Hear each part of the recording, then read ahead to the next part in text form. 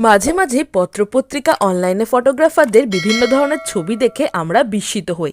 মুখ থেকে আপনা আপনি বের হয়ে যায়, এত চমৎকার ছবিও তোলা সম্ভব। একটি ছবি যে হাজার শব্দের চেয়েও বেশি শক্তিশালী, সেই বিষয়টি আবারও আমাদের মনে করিয়ে দেয় সেই ছবিগুলো।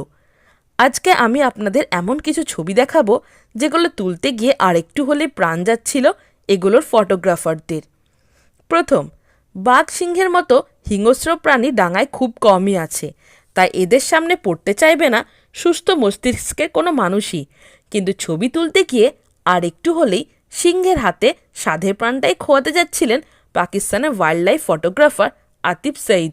ঘটনাটি ঘটেছিল পাকিস্তান পাঞ্জাব প্রদেশের রাজধানী লাহোরে, যা একই সাথে করাচির পর দেশটির দ্বিতীয় বৃহত্তম জনবহুল শহরও বটে। সেখানেই বন্য প্রাণীদের জন্য সংরক্ষিত একটি পার্কে ভয়াবহ এই পরিস্থিতির সম্মুখীন হন সাঈদ। গাড়িতে চড়ে পার্কটি ঘুরে দেখছিলেন তিনি। হঠাৎ করে এই সিংহটিকে দেখে তার মনে ধরে যায়, তাই আস্তে করে এর পাশে গিয়ে গাড়িটি থামিয়ে চুপচাপ নেমে পড়েন। এরপরই ভয়ঙ্কর এই প্রাণীটির ছবি তুলতে ব্যস্ত হয়ে পড়েন তিনি। সাঈদ ও সিংহটির মাঝে দূরত্ব ছিল মাত্র 10 ফুটের মতো। অন্যের ছবির মডেল হতে বোধহয় একেবারেই ভালো লাগেনি সিংহটি, আর তাই সে টের পাওয়া মাত্রই সাঈদের দিকে তেড়ে যায়। বিষয়টি বুঝতে পেরে সাঈদও আর দেরি করেননি, ছুট লাগান তার গাড়ির দিকে। ভাগ্য সহায় ছিল তার, কারণ তিনিও আগের থেকেই হয়তো আশঙ্কাই করেছিলেন সিংহটি আক্রমণের ব্যাপারে, তাই গাড়ির দরজা খোলা রেখেই এসেছিলেন। লাফ দিয়ে গাড়ি ঢোকার ঠিক আগের মুহূর্তে ভয়ঙ্কর সুন্দর এই ছবিটি তুলে নেন তিনি। শিকারের ওপর সিংহের ঝাঁপিয়ে পড়বার এমন রাগত মুখের ছবি সেই সময় সামাজিক যোগাযোগ মাধ্যমগুলোতে বেশ ছড়িয়ে পড়েছিল। একবার জীবন নিয়ে ফিরে এসে অবশ্য খুব শিক্ষা হয়ে গিয়েছে আতিফ সঈদের। দ্বিতীয় আর কখনোই এমন ভয়াবহ পরিস্থিতির সম্মুখীন হওয়ার ইচ্ছা নেই তার। এখন যে ছবিটির কথা বলা হবে সেটি মধ্যপ্রাচ্যের সিরিয়ায় চলমান গৃহযুদ্ধ সম্পর্কিত, যা তুলেছিলেন ট্রেসি সেল্টন নামক এক ফটোগ্রাফার। 2012 সালের কথা। সিরিয়ায় গৃহযুদ্ধের সংবাদ সংগ্রহের জন্য সেল্টন তখন কাজ করছিলেন দেশটিতে। ছবিটি তোলার সময় তার জায়গায় হামলা চালিয়েছিল সিরিয়ান আরব আর্মির SAA একটি ট্যাঙ্ক। সিরিয়ান সরকারের অফিসিয়াল আর্মি হল SAA, তাদের প্রধান প্রতিপক্ষ ফ্রি সিরিয়ান আর্মি FSA, যারা সংগ্রাম করে যাচ্ছে সিরিয়ায় প্রেসিডেন্ট পদ থেকে বাশার আল আসাদকে অপসারণের জন্য। এই ছবিতে যে বিদ্রোহটি দেখা যাচ্ছে তারা নুরদিন আল জেঙ্কি ব্যাটালিয়ানের। ট্যাঙ্ক হামলার আগে সেল্টন তাদের সাথেই ছিল। বিদ্রোহীরা যখন তাদের জায়গা পরিষ্কারে ব্যস্ত ছিল তখন তোলা কিছু ছবিতে তাদেরকে একে অপরের সাথে হাসি ঠাট্টায় লিপ্ত থাকতেও দেখা গেছে। হঠাৎ করে বিদ্রোহীদের কাছে খবর আসে যে তাদের এলাকায় একটি SAA ট্যাঙ্ক প্রবেশ করেছে। খবর পাওয়া মাত্রই তারা নিজেদের অস্ত্রশস্ত্রের দিকে ছুটে যায়। যখন ট্যাঙ্কটি হামলা চালায় তখন বিদ্রোহীরাও এর মোকাবিলার চেষ্টা করেছিল। ট্যাঙ্কের গোলা বিদ্রোহীদের আঘাত হানার মুহূর্তেই ক্যামেরায় ক্লিক পড়ে যায় সেল্টনের। সেখানে সামনের সারিতে 3 জন এবং পিছনে আরও এক বিদ্রোহী যুদ্ধরত অবস্থায় ছিলেন। সর্বশেষ জনের পিছনেই ছিল সেল্টনের অবস্থান। অকস্মাৎ এই হামলায় অবশ্য শেষ পর্যন্ত কুলিয়ে উঠতে পারেননি বিদ্রোহীরা। সামনে 3 জন ঘটনাস্থলেই মারা যায়, পেছনের জন আহত হয়ে সেবারের মতো প্রাণে বেঁচে যায়। সেল্টনের জীবনও রক্ষা পায়, তবে ধুলোবাহিতে মাখামাখি হয়ে গিয়েছিলেন তিনি। কিছুক্ষণের মাঝে নতুন যোদ্ধারা এসে তাদের সঙ্গীদের লাশগুলো সরিয়ে নিয়ে যায়। আবার শুরু হয় গোলাগুলি। বিশ্বজুড়ে ব্ল্যাক মাম্বা পরিচিত এদের দীর্ঘ আকার, ক্ষিপ্রতা এবং ভয়াবহ বিষের জন্য। সাব সাহারান আফ্রিকায় দেখতে পাওয়া এই সাপটি বিশ্বের অন্যতম ভয়াবহ এক সাপ। এদের দৈর্ঘ্য 6.5 ফুট থেকে 8 ফুট, এমনকি ক্ষেত্র বিশেষে 14 ফুটও হতে পারে। তবে আশ্চর্যের বিষয় হলো অত্যন্ত বিষধর এই সাপটি স্বভাবে লাজুক ধরনের। বিপদে পড়লে সে দ্রুত গতিতে পালিয়ে যেতে চাইবে, কিন্তু যদি সে একেবারেই কোণঠাসা হয়ে যায় তখনই কেবল বিষের সদ্ব্যবহার করে থাকে। ছোবলের পর ছোবল দিতে থাকে তার ওপর আক্রমণকারীকে। সাপটির মাত্র 2 ফোঁটা বিষই একজন মানুষকে শেষ করে দিতে যথেষ্ট। বিষ একই সাথে স্নায়ুতন্ত্র ও হৃদযন্ত্রকে আক্রমণ করে। এখন যে ফটোগ্রাফের ঘটনা উল্লেখ করা হবে তা মূলত এই ব্ল্যাক মাম্বাকে ঘিরে বলেই শুরুতে সাপটিকে নিয়ে কিছু জানিয়ে রাখা হলো।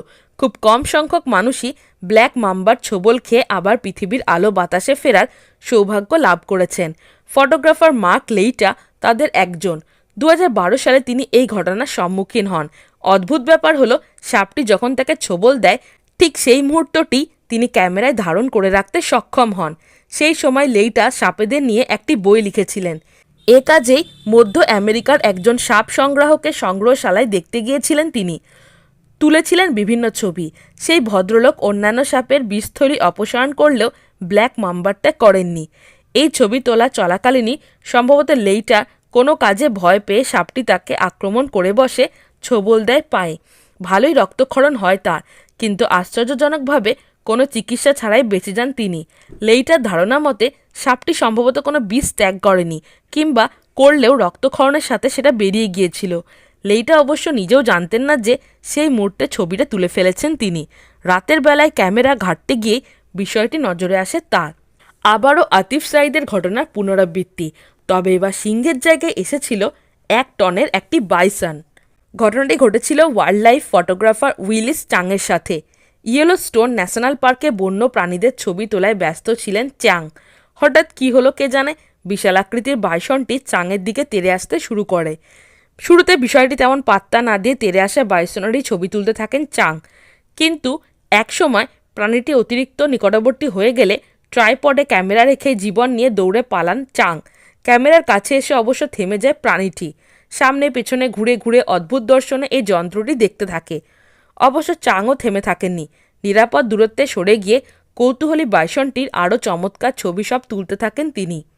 এবারের ঘটনাস্থল রুয়ান্ডা। ভলকানোস ন্যাশনাল পার্কে একদল গরিলার ছবি তুলেছিলেন ফটোগ্রাফার ক্রিস্টোফাস করোটু। এমন সময় আর একটু হলেই একটা গরিলার ঘুষি খেতে যাচ্ছিলেন তিনি। সেদিন অবশ্য করোটু একা ছিলেন না, আরও কয়েকজন নিয়ে একদল গরিলার ছবি তুলেছিলেন তারা। হঠাৎ করে করোটুর দিকে তেড়ে আসে গরিলাদের দলনেতা। আকারে ভু নামক সেই গরিলাটি ওজন ছিল প্রায় 250 কেজি। গরিলাটি তেড়ে আসলেও থেমে যাননি করোটু, এমনকি প্রাণীটি তার সামনে এসে থামার আগে পর্যন্ত তিনি ছবি তুলে গেছেন। দেখে মনে হবে আকারে ভুরু বুঝি করোটুকে মুষ্টিবদ্ধ হাতে সজোরে ঘুষি মারতে যাচ্ছে। বাস্তবে অবশ্য তেমনটা হয়নি, বরং করোটুকে একপাশে সরিয়ে দিয়ে সে ফটোগ্রাফারদের পেছনে দাঁড়ানো দলের অন্য পুরুষ সদস্যদের দিকে ছুটে যায়। সেটা সম্ভবত কোনো নারী গরিলাকে আকর্ষণ করার চেষ্টা করছিল। করোটু তেমন একটা আঘাত পাননি, কেবল মাথার ওখানে একটু কেটে গিয়েছিল। প্রকৃতপক্ষে গরিলাগুলো তাদের আশেপাশে মানুষের উপস্থিতির সাথে ঠিক মতো মানিয়ে নিতে পারছিল না, তাই তারা তাদের পেছন পেছন ফটোগ্রাফারদের অনুসরণ করাটাও পছন্দ করছিল না। বিশেষ করে দলের সুরক্ষার্থে দলপতি একটু পরপরই ফটোগ্রাফারদের দিকে ছুটে যাচ্ছিল, তবে খুব কাছে গিয়ে আবারও ফিরে আসছিল সে, কারোর ক্ষতি করছিল না। এবার চলুন নেলসন ম্যান্ডেলা, হার্সেল গিভার্স, এলেন মার্কসদের দেশ দক্ষিণ আফ্রিকা থেকে ঘুরে আসা যাক। কুরুগার ন্যাশনাল পার্কে সেদিন বন্যপ্রাণীদের ছবি তুলছিলেন জোনাথন প্লেজার। হুট করে তার দিকে ছুটে আসতে থাকে এই গন্ডারটি। তবে আজকের তালিকায় উল্লেখ করা অন্য ব্যক্তিদের মতো প্লেজার আগের থেকে তার আশেপাশে গন্ডারটির উপস্থিতি সম্পর্কে ওয়াকিবহল ছিলেন না। পাশের ঝোপে নড়াচড়া শব্দ শুনেই তিনি বিষয়টি টের পান। ঝোপের আড়াল থেকে বের হয়ে গন্ডারটি তার দিকে তেড়ে আসতে থাকে। প্লেজারও হাল ছাড়ার পাত্র নয়। পালিয়ে না গিয়ে তিনিও প্রাণীটির ছবি তুলে যেতে লাগলেন। হুট করে গন্ডারটি আবার কি হলো কে জানে, সে দিক পরিবর্তন করে বাম দিকে ঝোপের আড়ালে হারিয়ে গেল, আর প্লেজারও প্রাণে রক্ষা পেলেন। হ্যালো ফ্রেন্ডস, আমি জয়িতা। আপনারা দেখছেন বুক অফ নলেজ চ্যানেল। আপনি কি খাদ্যরসিক বা ভ্রমণপ্রেমী? তাহলে নিচে দেওয়া ডেসক্রিপশন বক্সের লিঙ্কে ক্লিক করুন আর রহস্য, এডুকেশন, অ্যাডভেঞ্চার রিলেটেড ভিডিও পেতে আমার চ্যানেলটিকে সাবস্ক্রাইব করুন। ভালো লাগলে অবশ্যই লাইক, কমেন্ট আর বন্ধুদের সাথে শেয়ার করুন। তো বন্ধুরা, আজকে আমার টপিক ভালো লেগে থাকলে চ্যানেলটিকে like, comment, share and subscribe করতে ভুলো না।